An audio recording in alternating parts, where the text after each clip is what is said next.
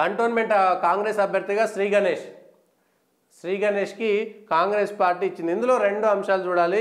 ఇదే కంటోన్మెంట్లో మొన్న 2023 ఎన్నికల్లో గద్దర్ బిడ్డ వెన్నెలకు టికెట్ ఇచ్చింది కాంగ్రెస్ పార్టీ.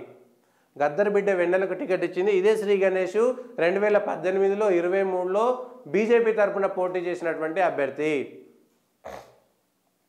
సో గద్దరు మరణం రోజు గద్దరు అంతిమయాత్రలో కూడా పూర్తిగా కాంగ్రెస్ పార్టీ ఓన్ చేసుకున్నది, కాంగ్రెస్ పార్టీ చేసింది. కాంగ్రెస్ పార్టీకి సంబంధించినటువంటి నాయకులు పూర్తిగా గద్దర్ను కాంగ్రెస్ వాదిగా చేసేటువంటి ప్రయత్నం జరిగింది. కానీ గద్దరు కూతురుకు మాత్రం ఇవాళ మొండి చేయి ఇచ్చేసింది కాంగ్రెస్ పార్టీ. ఎట్లాగో అధికారంలో ఉంది, శ్రీ గణేష్ని తీసుకోవాల్సినటువంటి అవసరం ఉన్నది. కాంగ్రెస్ పార్టీలో చేరినటువంటి గద్దర్ కూతురుని నిలబెట్టి గెలిపించవచ్చు కదా. ఎందుకు గెలిపించడానికి భయపడింది? ఎందుకు బీజేపీ తరపునటువంటి శ్రీ గణేష్ను తెచ్చుకోవాల్సి వచ్చింది? గద్దరుకు ఈ విధంగా అన్యాయం చేసిందా? గద్దర్ పేరుతో అవార్డులు అని చెప్పి ప్రకటించి గద్దర్ పేరును వాడుకునేటువంటి ప్రయత్నం చేసినటువంటి కాంగ్రెస్ పార్టీ ఇవాళ గద్దర్ కూతురుకు మాత్రం 2023లో మొన్ననే పోటీ చేసినటువంటి వెన్నెల ఈరోజు ఎందుకు పనికి రాలేదు? 2023లో పోటీ చేసినటువంటి అభ్యర్థి 2024లో జరిగేటువంటి ఉప ఎన్నికకు ఎందుకు పనిచేయట్లేదు? ఈ విషయంలో క్లారిటీ రావాలా. గద్దర్ను మోసం చేశారా? గద్దర్ కుటుంబాన్ని కాంగ్రెస్ పార్టీ మోసం చేసింది అనేటువంటి విషయం కూడా క్లియర్గా చెప్పాల్సినటువంటి అవసరం కూడా కాంగ్రెస్ పార్టీకి వచ్చింది. ఇప్పుడు గద్దర్ను ఎన్నికల సందర్భంలో వాడుకున్నదా, ఇప్పుడు వదిలేసింది అనేటువంటి.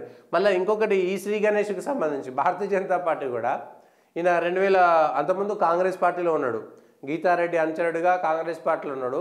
2018లో కాంగ్రెస్ పార్టీ టికెట్ రాకపోతే బీజేపీలో చేరిండు. 2018లో బీజేపీ టికెట్ వస్తుందో రాదో అని అప్పుడు టీఆర్ఎస్లో చేరడానికి ర్యాలీ కూడా తీసిండు. 2018లో బీజేపీ కంటే ముందు కాంగ్రెస్ నుంచి టీఆర్ఎస్ పోవడానికి ర్యాలీ తీసి ఆ తర్వాత మధ్యలో ఆపేసి 2018లో బీజేపీలో చేరి టికెట్ తెచ్చుకొని ఫలితాలు వచ్చినటువంటి తెల్లారి మర్నాడు మళ్ళీ టీఆర్ఎస్లో జాయిన్ అయిపోయాడు. మళ్ళా 3 ఏళ్ళు 4 ఏళ్ళు టీఆర్ఎస్ పార్టీలో తిరిగి మళ్ళీ 2023లో ఎన్నికల ముందు బీజేపీలో చేరి బీజేపీ టికెట్ ఇచ్చింది. సో భారతీయ జనతా పార్టీ కూడా అక్కడ ఉన్నటువంటి బీజేపీ కార్యకర్తలను మోసం చేసింది. 18లో ఓడిపోయిన వెంటనే ఆ పార్టీ మారినటువంటి వ్యక్తిని 23లో మళ్ళీ తీసుకొచ్చి పోటీ చేయించారు. సో అట్లా కూడా బీజేపీ కూడా అక్కడ ఉన్నటువంటి కార్యకర్తలను మోసం చేసింది. ఇట్లా అప్పటికప్పుడు రంగులు మార్చేటువంటి నాయకులకు టికెట్లు ఇవ్వడం వల్ల ఎంతమంది మోసమైంది అనేటువంటి చూడాలి. ఇప్పుడు మళ్ళీ అదే శ్రీ గణేష్ నిన్న పొద్దుగాల 11 దాకా ఈటల రాజేందర్ తిరిగి 1 గంటకు కాంగ్రెస్ పార్టీలో జాయిన్ అయిపోయాడు. ఇవాళ టికెట్ వచ్చింది.